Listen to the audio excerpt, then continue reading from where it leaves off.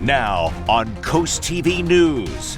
Delaware's House Speaker refuses to answer our questions about Representative Stell Parker Selby as the 20th District still has no one voting on their behalf in the House. Cell service struggles. We actually got the SOS signal. Ocean City tries to fix connections. Deadly roadways in Milton. That's one of the most dangerous intersections. DelDOT confirms a long-delayed project is back on track, but not everyone agrees it's the right move. This is CoastTV News at 6. Still no Stell, as Milton-area Representative Stell Parker Selby's seat is still empty. Good evening. I'm Madeline Overturf. And I'm Christina DeRobertis. At Legislative Hall today, Representative Stell Parker Selby was absent once again. She's missed every single vote this year, close to 100 actually, and her office has yet to return our calls for comment. Sources confirmed to CoastTV that Parker Selby had a major stroke this winter. Many of you have reached out with questions on the representative's condition. Here's what the top Democrat in the House, Speaker Melissa Minor Brown, had to say. You're the Madam Speaker, right? Of course. Hi, I'm Madeline with CoastTV News. How are you? Nice to meet you. You as well. Have you spoken with Stell Parker Selby? Yeah, I have. How's she doing? She's healing. Is she cognitive? Is she cognitive? Is she cognitive? Okay. She's healing right now. Okay. So why isn't she here voting? Have you reached out to her? I have multiple times and our requests have never been returned. Thank you. All right, have a good day. Madam Speaker, I'm not done. Okay, I'm done. Have a good day. Excuse me. Okay. We had more questions, so we waited. Madam Speaker, don't you think the people of the 20th District deserve to have someone voting on their behalf? I've already answered your questions. I'm heading to a meeting. I didn't ask you that question. Don't you think they deserve someone voting on their behalf? Madam Speaker, what's your message to the people of the 20th District who have not had a single vote on their behalf in the House? Why do you refuse to answer our questions? Please don't push my arm. I did not mean to. It was right behind you. Excuse me. Madam Speaker, the governor says this is a House issue. Why are you not taking action? Picture right here. All right. Madam Speaker, why do you refuse to speak to us? Madam Speaker, what's your message to the people of the district who have not had a single vote on their behalf? We're in a picture right now. Thank you for your time. We waited for the House Speaker outside the chamber doors to try and speak with her one more time. She avoided us and went through another door. Melissa Minor Brown is the most powerful Democrat in the House. She would be the one to call for Stell Parker Selby's resignation or removal at this time. Speaker Minor Brown is the only person we've interviewed who confirmed she's spoken to Stell Parker Selby. After Parker Selby's swearing in at home, Minor Brown told CoastTV she looked forward to welcoming Parker Selby back as soon as possible. That was March 24th. House Democrats have said since March, Representative Stell Parker Selby's office has remained open and has been diligently responding to constituent outreach and concerns throughout this period. But many viewers tell CoastTV they've reached out to Parker Selby's office and haven't heard back. We've called and emailed Representative Parker Selby's office multiple times. We too have been ignored. So we tried to go to her office in person today. Hi there, excuse me. Excuse me.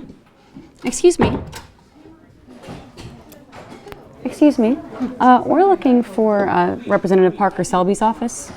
Could you point me in that direction, please? This is actually a staff restricted area. You actually can't be back here. Okay, could you tell me where her office is, please? Unfortunately, this is a staff restricted area. You're gonna have to come out here unless you have an appointment with the legislator. Well, she's not returning our calls, so we can't get an appointment with her.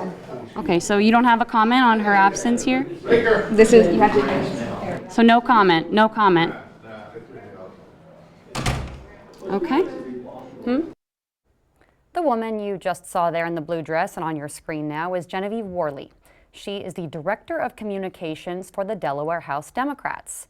As you saw, not only did she too refuse to comment on Representative Stell Parker Selby's absence, she also did not direct us to Parker Selby's office, where Democrats say staff is working to answer constituent concerns. One person who did speak with us today is the Sussex County Chair of the Republican Party. I asked him if Republicans will request a special election for the seat. I do believe the conversation should be brought up back into the forefront. As we see with the governor's recent quote in his interview, I compare that in my party of saying when Nancy Pelosi said in CNN interview that it's Joe Biden should step down. The governor has said, hey, if people are not being represented properly, we should look for alternate means to make sure that they are. And I think at this point, the Sussex County Republican Party is pushing for representation.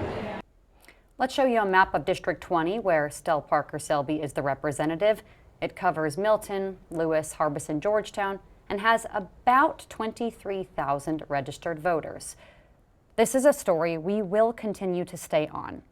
With Parker Selby's absence, the possibility remains that unless she returns, resigns, or is removed from office, the people of the 20th District will have no one voting on their behalf for 2 years. Now, all of this brings us to our CoastTV poll tonight. We want to know what you think should happen to Representative Parker Selby's seat. Let's take a look at the updated results from last news hour. This has changed a bit. 51% say she should resign. 36% say wait for her return. 12% say the House should remove her, and only 1% say the governor should get involved. We also have a comment today. Donna from Lewis says, well, if she is unable to resign, the House should remove her and hold a special election. If you haven't voted yet, you can still do that at CoastTV.com or the mobile app, and we will show you updated results on Coast TV News at 11. For all of our reporting on this matter, including our interviews with the governor and Senator Russ Huxtable, head to CoastTV.com. Now we go to Milford, where the city gave the green light to install new red light cameras. Coast TV News reporter Emma Aiken is live there in Milford. Emma, this comes after a DelDOT study found multiple intersections to be considered high crash areas. Christine, I'm at the intersection of North Washington Street and Route 14, also called Front Street, and DelDOT says they recorded 50 cars running red lights here in just a 16-hour period. And this intersection really is right at the heart of downtown and right next to the senior center. And one of the other high crash intersections identified by DelDOT is Route 113 and Airport Road. We saw several cars out there earlier running red lights at this intersection. DelDOT says they recorded 62 violations themselves in a 16-hour period. And at the intersection of Route 14 and Route 113, 129 violations in the same time frame. Some locals we spoke with say cameras are a good idea.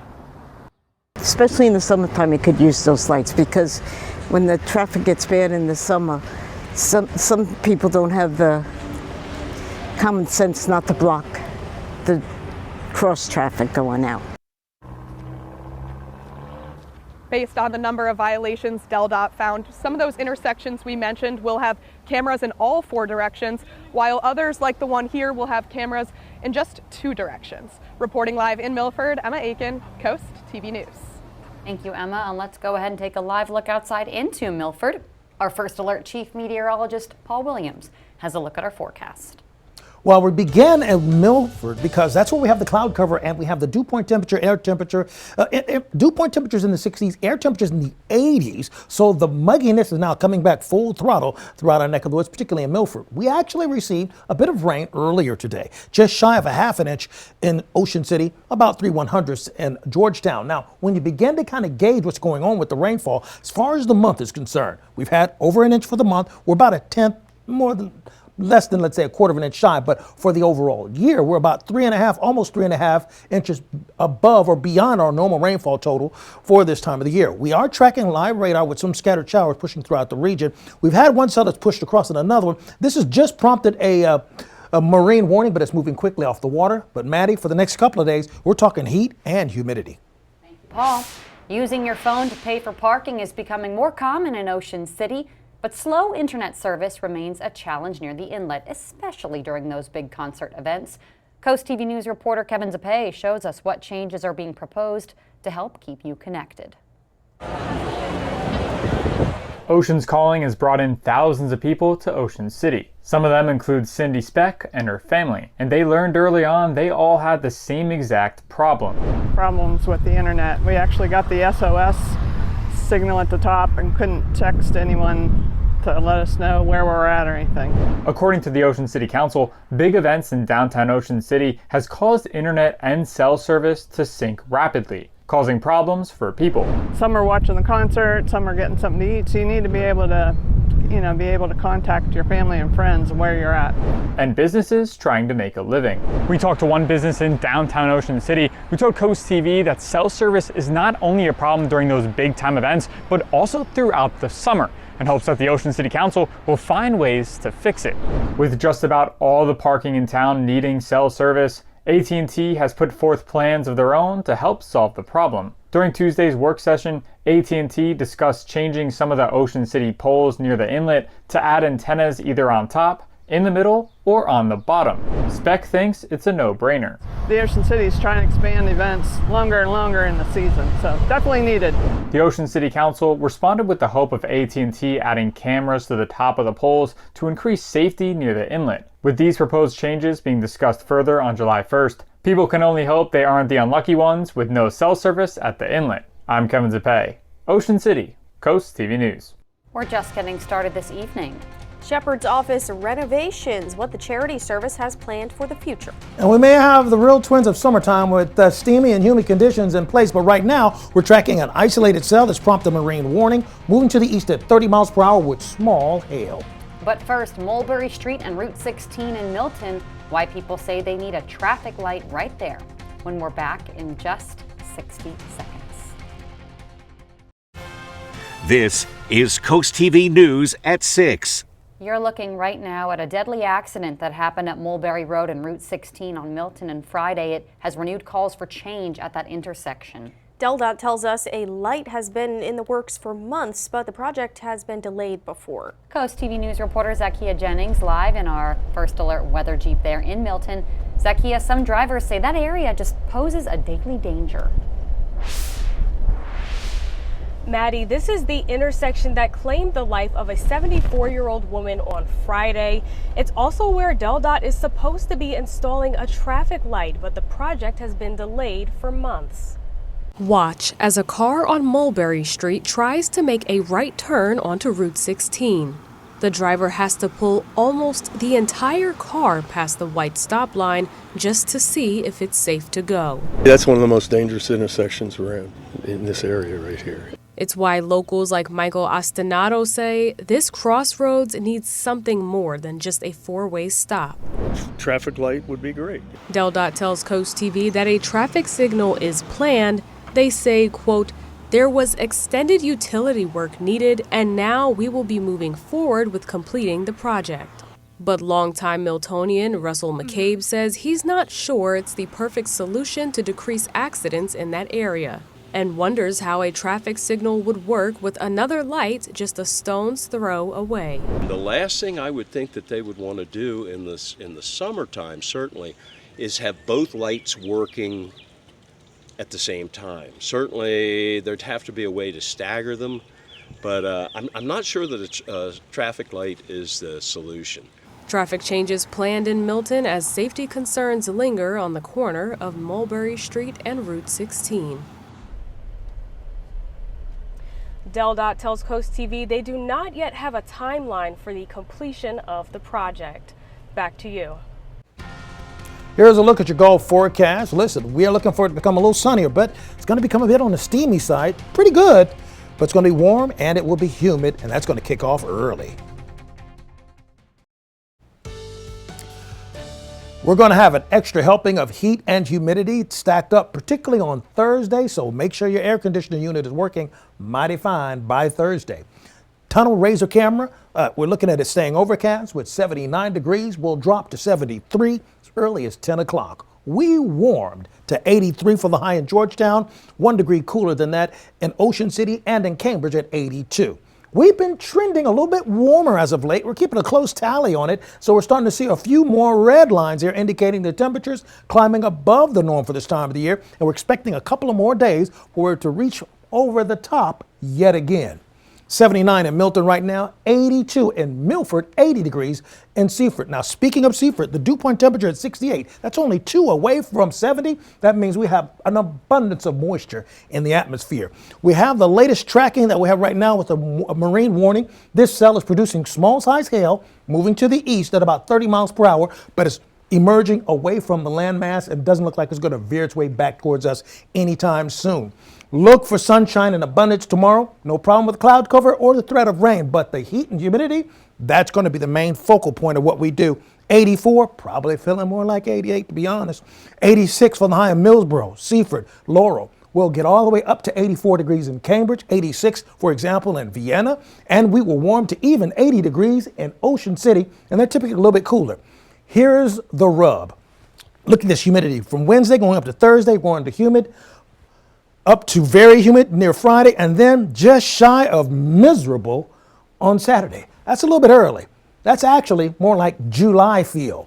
But even as you take a look at for Wednesday going into Thursday, notice this. When we jump to Thursday, notice how warm we'll get. 91 in Millsboro, 90 in Ellendale, Georgetown, and Seaford. Now that's the most northern portion of our viewing area. 60s is started off on Thursday, and then near 90 for the most southern portions of our viewing area as well. Last thing I want to show you, the UV index is going to skyrocket to a level of 9 for 3 days in a row. Wear your sunscreen. Finally, here's a look at your extended forecast.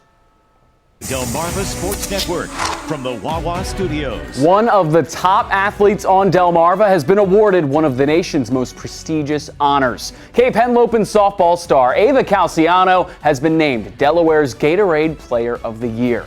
The Gatorade Player of the Year is an honor given to the most outstanding high school athlete in each state for their respective sport, and Calciano fits the bill perfectly. This season, the shortstop produced a .538 batting average along with 4 home runs, 18 RBIs, and a substantial amount of extra base hits to go with it. She's a 3-time Henlopen Conference Player of the Year and 2-time first-team All-State selection. She's also the first Cape Henlopen softball player ever to win the award. Calciano will continue her softball career next season at the University of Connecticut.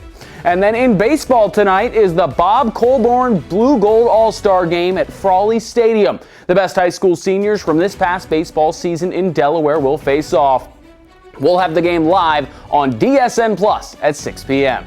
We'll also have the full highlights on the final score tonight at 10:30 p.m. So make sure to download the DSN app and subscribe to DSN Plus so you don't miss any of the coverage. That'll do it for sports. Have a great night, everyone. The Shepherd's Office in Georgetown is known for helping those in need with meals and donations, and now the organization is renovating the house next door with the goal of using it as a place to hold church services. Renovations include repairs to the upstairs restroom and bringing running water back. FH Fur is doing the work for free. Jim Martin, who runs the office, says it will be a big help for the community. We have about 100 people for the free meal on Sunday. So our main focus is providing food and clothing to everybody. But we also feel like we have to have a spiritual place, a quiet place where people can connect with God. Now, once the necessary repairs are done, the Shepherd's Office is looking to add an extra kitchen to the back of the house. Our Gateway Subaru camera, Ocean City, 72 degrees right now. We're going to drop down to 71, but we could see a few leftover sprinkles by 7 o'clock. Our umbrella giveaway winner, Jody Shifley of Millsboro. Congratulations, courtesy of Paul Davis Restoration Home Remodeling. Keep up with your forecast by calling our weather line, sponsored by Brockstead, Mandalis, and Federico. And finally, here's a look at your exclusive 10-day forecast. Let me be real frank with you.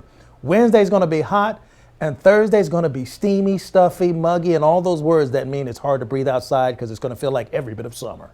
All right, Paul, thank you, and thanks for joining us here for Coast TV News at 6. You can find some more local news and weather on our Coast TV News app. The NBC Nightly News is up next. And we'll see you later tonight for Coast TV News at 11. Have a great evening.